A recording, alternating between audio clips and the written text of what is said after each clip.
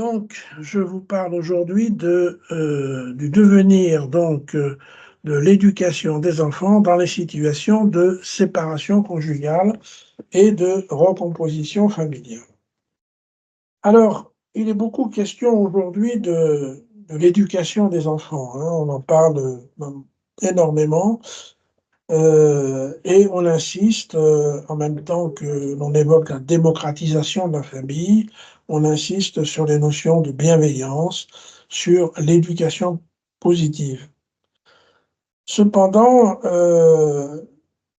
on doit d'abord préciser ce qu'on entend par éducation et ensuite, qu'est-ce qu'elle peut devenir cette éducation ou comment elle peut s'exercer dans une famille que j'appelle souvent incertaine lorsque se présentent des situations de séparation et de recomposition familiale.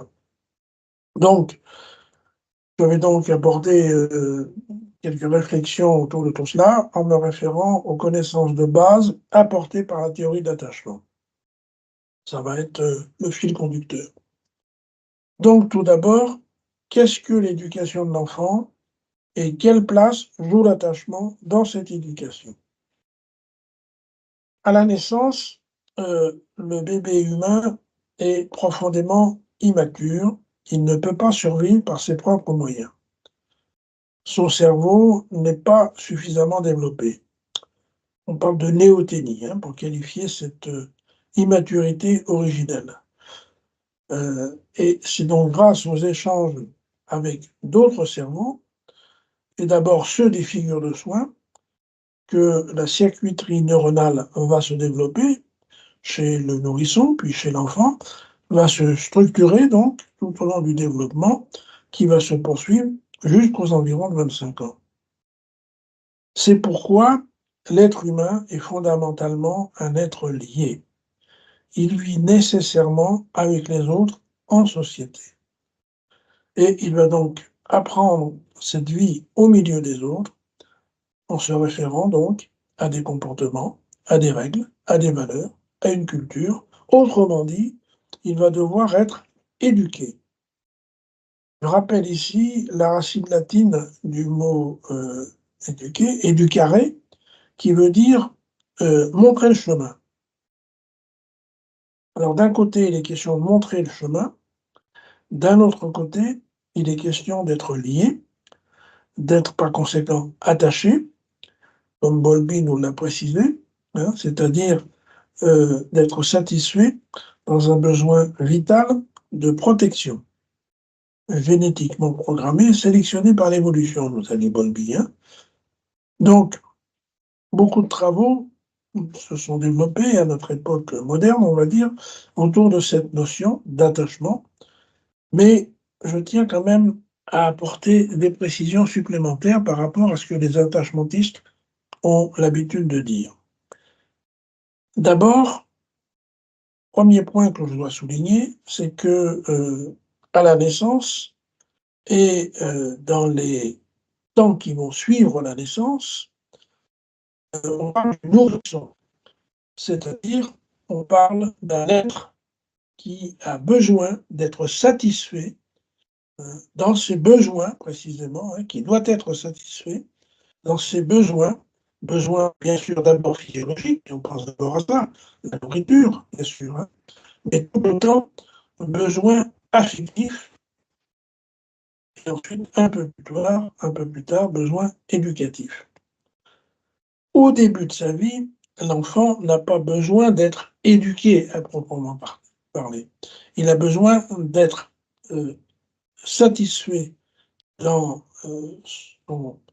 dans cette nécessité qu'il a d'être protégé, puisqu'il ne peut pas survivre par ses propres moyens, et il a besoin de se sentir aimé.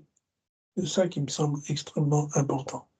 C'est-à-dire qu'en même temps, une figure de soin apaise les émotions négatives qui peuvent l'envahir, elle lui montre à quel point elle l'aime, et en cherchant à lui procurer du plaisir, en le cajolant, en lui souriant, avec des regards enveloppants, chargés d'amour précisément.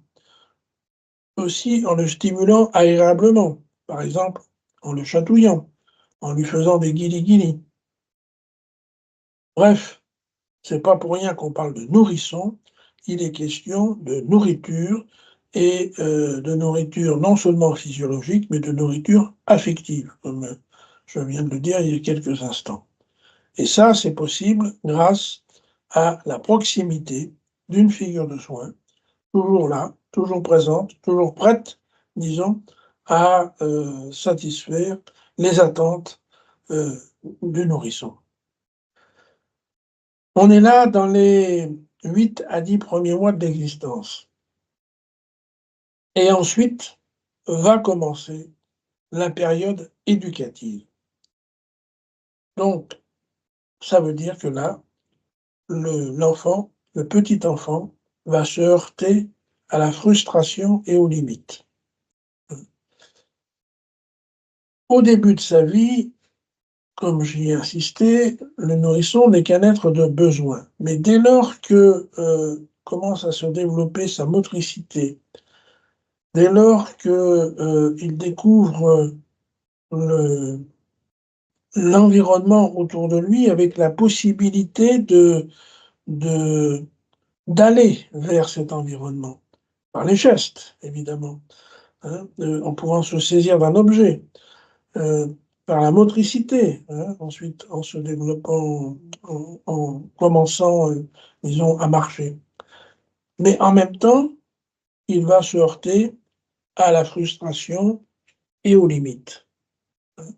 On a beaucoup insisté, les psychanalystes ont beaucoup insisté sur la période du non, hein, lorsque, au moment du contrôle sphinctérien, l'enfant peut se poser en s'opposant, comme nous ont dit les psychanalystes, c'est-à-dire en ne faisant pas ce que le parent attend de lui. Ce que les psychanalystes n'ont pas suffisamment souligné, c'est que le non, il est aussi, et peut-être même davantage, du côté des parents. Les parents disent très souvent non à leur enfant. Hein. Non, ne touche pas ça. Non, ne va pas là. Non, ne fais pas ça. Et donc, c'est là que l'enfant est confronté aux tâches éducatives. C'est pas seulement qu'il a des besoins, c'est qu'il a des désirs et que les adultes qui l'entourent, les figures de soins qui sont auprès de lui, mettent une limite. Hein. Il s'agit que l'enfant ne se mette pas en danger. Il cherche à découvrir l'environnement et les attachmentistes ont beaucoup insisté, hein, sur cette dynamique entre la proximité qui provoque l'apaisement, qui rassure l'enfant, hein, la proximité de la figure de soin, et puis la possibilité de s'éloigner et d'explorer ce qu'il ne connaît pas, d'explorer le monde. Hein. Daniel Marcelli, je vous rappelle cela, dans son ouvrage Il est permis d'obéir, nous a bien montré ce que l'on peut entendre par tâche éducative, hein, à cette période de l'existence. Il prend l'exemple d'une mère qui se rend dans un parc avec son petit garçon de 2 ans, et puis elle s'assoit sur un banc et elle discute, elle entreprend de discuter avec une amie qu'elle vient de rencontrer. Et puis pas très loin de là, il y a des enfants qui jouent dans un bac à sable. Donc le petit garçon qui est avec sa mère est attiré par les autres là et le bac à sable. Mais il n'ose pas trop s'éloigner. Hein. Et la mère constate son hésitation et elle lui dit: «Oui, oui, vas-y, tu peux y aller. Oui, oui, allez, vas-y». Donc elle l'encourage. Mais la même, le soir à la maison, avec l'enfant, c'est l'heure du dîner, il y a un plat sur la table, il y a un grand couteau qui est posé à côté du plat, et voilà le petit garçon qui cherche à s'emparer du couteau, et là, la mère, qui constate le mouvement de l'enfant, se précipite vers lui et lui dit: «Non, non, ne touche pas ça, tu vas te faire mal».